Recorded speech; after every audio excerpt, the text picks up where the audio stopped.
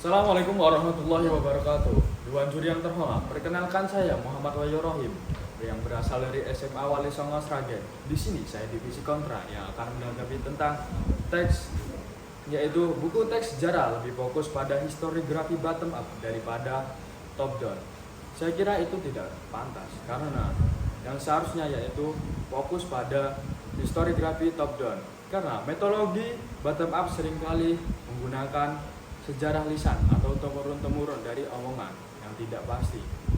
Dan biasanya ingatan individu yaitu bottom up seringkali terganggu oleh rasa trauma atau rasa kebencian yang mendalam karena penderitaan di masa lampau. Hal itu dapat memanipulasi sejarah atau dibuat-buat oleh kelompok yang terganggu oleh rasa tersebut. Dan ucapan bottom up biasanya mendetail tentang penderitaan yang dialami di masa lampau. Jika penderitaan tersebut dibukukan di sekolah-sekolah, maka generasi muda hanya mendengarkan tentang penderitaan, tidak tentang pembelajaran atau pendidikan yang ada di dalam tersebut. Mereka hanya mendengarkan penderitaan nenek moyangnya atau masa lalu. Maka akan muncullah rasa yang sangat dendam yang mereka hanya berpikir bagaimana cara membalas rasa tersebut, rasa dendam tersebut. Dan top down yaitu bertindak sebagai filterisasi. Jika tidak ada filterisasi, maka buku-buku yang diajarkan di sekolah maka tentang penderitaan, hanya tentang penderitaan yang dialami masa lampau. Itu sangat tidak baik diajarkan oleh di sekolah.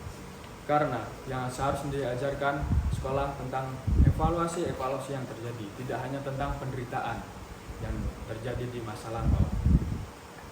Dan top down biasanya bertuju dan fokus pada masa depan negara tersebut, yaitu mengupgrade negara tersebut menjadi lebih baik, menjadi lebih aman, dan mengevaluasi negara tersebut agar tidak terjadi peristiwa-peristiwa penderitaan seperti itu atau seperti masa lampau yang akan dialami oleh masa depan. Mereka akan bisa mencegah karena adanya filterisasi dari top down dan kesalahan-kesalahan pihak tertentu itu menjadi evaluasi atau catatan besar bagi sebuah negara agar tidak terulangin lagi oleh anak-anak masa depan sekarang atau generasi muda.